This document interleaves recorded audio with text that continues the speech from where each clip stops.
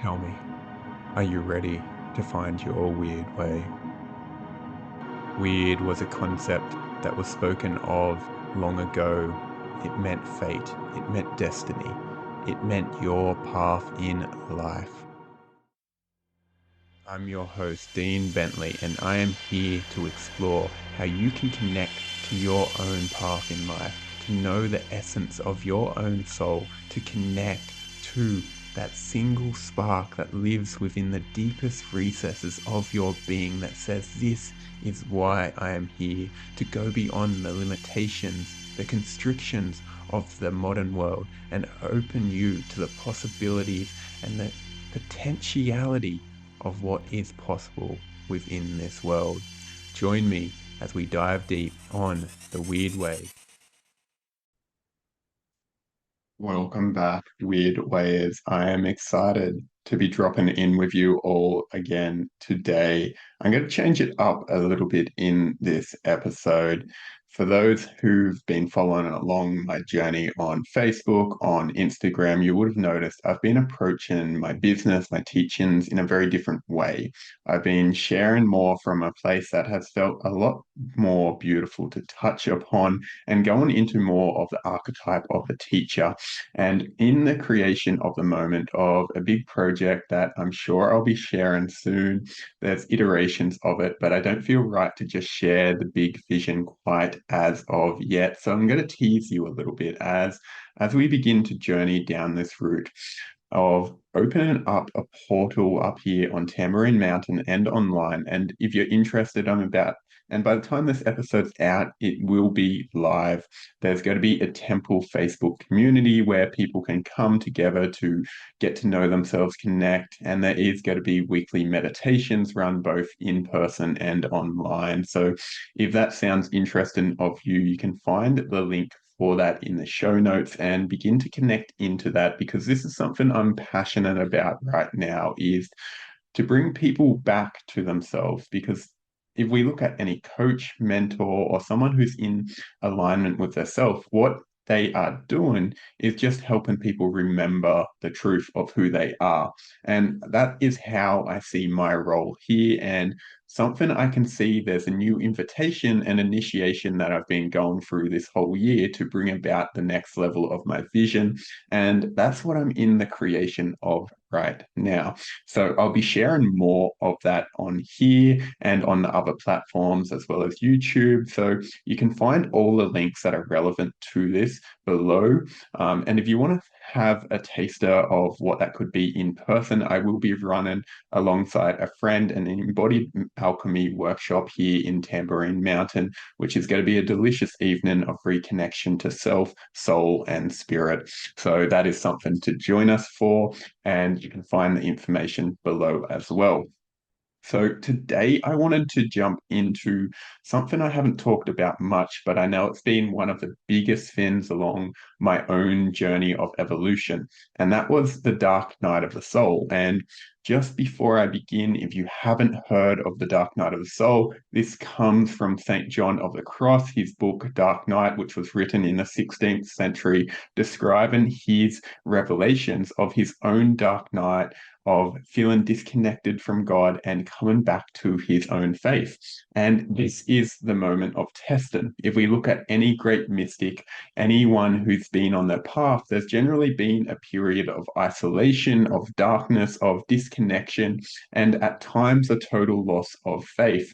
This is what makes up the dark night. It is what people find themselves stuck in. And this is why it's so important to talk about, because when we're looking at a lot of new age spirituality, what we see is that there's a lot of people talking about the benefits, about reaching a higher vibration and going on this journey where they get to show up more vibrant and expressive. And these are really beautiful effects of going on this journey of reconnection to self. But on the other side of this, there can be a period of the dark night. And this can be confronting and it's often not talked about. And this is the stage of the hero's journey. And I'm going to do an episode on this. If you want to know more about the hero's journey, you can find information on my blog. I've done a whole article around that just to give some more clarity. and we'll be putting out an episode on it too. In the hero's journey, we have a period of time called the underworld. And now this is the equivalent to the Dark Knight. It's also equivalent to the dissolution in alchemy. This is where people are going through the initiation to strip the layers that aren't necessarily them, the layers that have conditioned them, taught them to be a certain way, and it's asking them to come back home to a deeper sense of self, of truth, and connection to their fullness. So, what happens in the Dark Night and why it's called a Dark Night is it is a moment in time, and it can be for weeks, months, years, or even decades, dependent on who you are and your own experience, where you may experience tremendous turmoil and darkness. Now, when I say darkness, I don't mean bad. I don't mean that darkness is bad, but it can feel like you are alone, you're isolated, you don't know what's happening, you don't know why, and it can be a complete crumbling of your reality and dissolving of all that you thought you knew to take you back to your essence. This is the essence of what it is. And this is what a lot of depression can be seen as. It is depressurizing. And when we think of that, it's depressurizing the soul. It's trying to strip the layers that have caught a person in their box. I did an episode on this earlier in the podcast series. You can go back and find that if you want to know more about just depression in general. But the Dark Night is this period where we're looking to come back and peel away what isn't true. So, what happens for a lot of people when they approach this, and how we see it in modern society, is a lot of people have their midlife crisis where it's like, I want to burn everything down and strip it all away. And then they realize, oh my God, I've made mistakes and all of that. But this can also show up as health problems, mental health, um, financial, relationship, or just a complete disconnection from self, which may be depression, anxiety, and a feeling of lostness. These are all symptoms of the dark night. And just because you have these also doesn't mean you are entering a dark night. A dark night is characterized by a prolonged period of that darkness. So if you have moments of this necessarily doesn't mean you are in a dark night. It doesn't mean you are about to enter one either. And the piece that needs to be learned in the dark night is the lessons that your soul needed to learn to allow itself to shine. And this is what will depend upon the length of a dark night. It's your ability to learn the lessons that are required. It's your ability to meet yourself. Because for a lot of people in modern society, it's easy to distract oneself. It's easy to pick up the phone and be like, oh, I've got all these messages to send. I've got social media to scroll. I've got all these things to do and post and just keep myself distracted. But what this does is keep you at a surface level because you're not giving your cognition, your psyche, time to sink into the depths. Because what happens and why people go into it is it's a level of avoidance. They want to avoid the underlying emotions, and these emotions are what keeps the beliefs and the systems and the way of being in place. So to actually undo this conditioning means to feel these emotions. Now, in our society, we haven't been taught how to feel emotion. We haven't been taught what it means to have emotion, and we've disconnected from it. So when we start to feel, we're like, I cannot feel this. If I feel this, I will die. Who's heard that? That's been a common saying for however long. So the point of this is to actually allow yourself to begin to feel these emotions. This requires a level of safety within the body and it begin to move through. So as you notice these emotions begin to arise, you need to watch yourself because if you distract, if you avoid, you will extend the period of which you are in the darkness because there is the only escape is through. There is no turning back, there is no avoiding this. The pain will just increase. There's a saying, first the feather, then the brick, and then the bus. Now, each stage of that, and for those that don't know, it means first, the lesson will tickle you like a feather. It will be subtle. And if you're attuned, you'll be able to detect it. Then a brick will come through your window and you're like, holy shit, something's not right. And if you don't listen to the brick, eventually you'll be hit by a bus. And that's when you get hit rock bottom and it's like, oh, I really needed to change, but you hadn't listened. So, what you're wanting to do is to attune to the subtleties and begin to navigate that as early as possible. But for a lot of people, because we're in this age of disconnection from self, of distraction, it takes maybe a few lessons for us to hear the voice that says, hey, what is beneath this? What do I need to feel? What do I need to let go of to come out the other side? And this is what the Dark Knight is doing. It's stripping the layers of condition and bear so you can bear your soul to this world because it's allowing you to connect to the darkness, the void space where there is nothing. So you can actually remember you are a divine light. You have a spark that is meant to be expressed in this world. And when you don't recognize that, when you believe you are a makeup of your identity and egoic tendencies, you forget your light and you do things to receive validation and love that aren't necessarily true to your being. So this Dark Knight is helping you strip these bare. And if you can allow yourself to feel these emotions, which is the stored trauma, the somatics within your body that needs to be expressed and moved, you can then begin to reprogram and rewire yourself to be more true. It's like an onion, you're peeling back layers one at a time over and over again. And this is an infinite journey. But in the Dark Knight, it's a realization that this is possible, that you can connect to your essence, and that all of it is you. So there's a thing that happens in a lot of spirituality that where it's like, I need to heal this trauma, I need to get rid of this behavior. Now, at times, this isn't the most loving thing. So for me, I remember when I was like, I can't be this way. I need to get rid of this. I need to kill my identity and become this like version of me that was completely different. So I thought I had to kill all the parts of me that was lazy, that liked to have a drink and all of this because that wasn't spiritual. But what I did was cut away parts of my identity, and that wasn't loving. What it actually requires is for you to integrate them into your being and find love for them. Because if you cut them away, you'll forever be fighting that and you'll have a fragmented psyche. This journey of evolution is one of integration, it's a remembrance of your wholeness, which means bringing all of yourself into yourself and finding a divine love within. And this is what is required of coming in and recognizing, oh, this is all welcome. So here in the Dark Knight, this is the role. And people want to escape. This is the thing. It's scary, it's terrifying, it's uncomfortable. The world can be crumbling around you, and it needs to. And depending on who you were, how you were living, and what was happening, the world needs to crumble to a certain level. So for some people, because they've been so ingrained in their identity that isn't necessarily them, the world crumbles at a very deep level.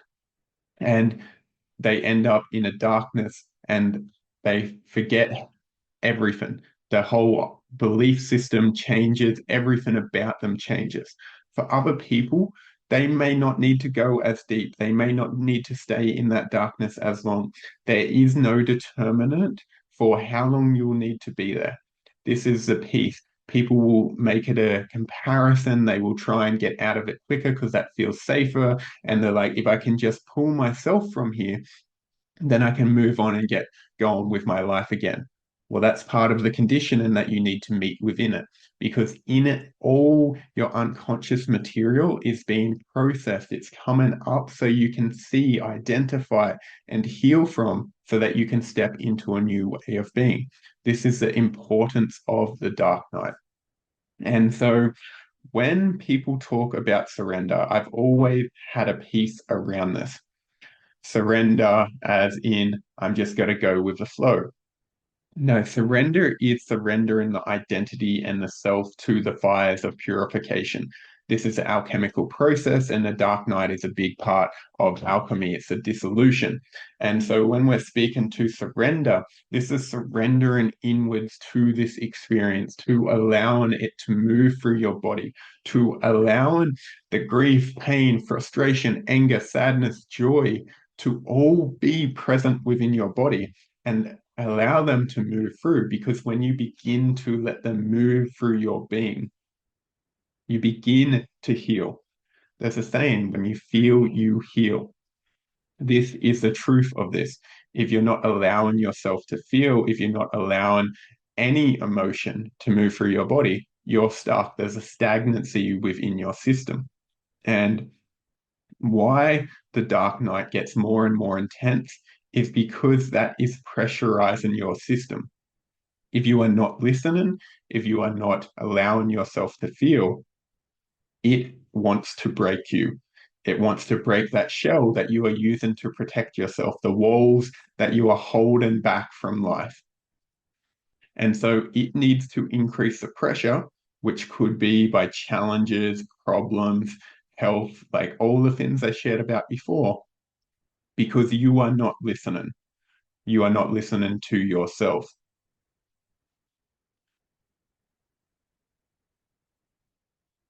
So the piece here is, can you begin to consciously peel back the layers?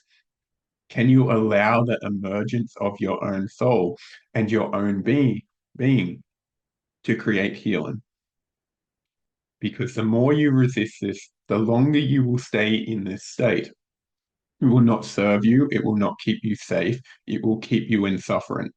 The things that you are holding onto, the attachments you have, whether that be a relationship that is no longer serving, work that is no longer serving, habits, behaviors, ways of being, or just a suppression of your own desires, the more you ignore that, the more problems are going to arise, because your soul is screaming at you, and the darkness will increase again and again and again until you are willing to listen. Because it's like, there is something here. You are not being punished because you are bad. You are not being punished or abandoned because there is something wrong with you. You are doing it. It is happening because you are being called back to your essence. You are being called back to the truth of your being. And the quicker you can do this, the quicker you can accept the lessons and the learnings that are required of you, the quicker you can come home to yourself and remember who you are. The dark night is serving, and in it, if you are in it, just remember, this is serving you. Ask, what are the lessons I'm needing to learn here? Where am I out of alignment with my own soul? Who am I being invited into being? What is this initiation trying to show me? Because there is something guiding you here. It's been asking you to step into something more. It's asking you to share your soul with this world. It's asking you to allow yourself to be here. So the pain and the suffering, it isn't unjust. It's not because you've been condemned. It's because it wants you to be liberated. You may call that God, Source, Jesus, Buddha, Allah, anything, but it wants you to be liberated, the full expression of your being. And that is what you're being invited into right now. So my prayer for you is that you find your way, that you allow yourself to go into the darkness and meet what needs to be met, the emotions, the beliefs, the unconscious material that is surfacing within, so that you may remember who you are and the essence of what you're here for.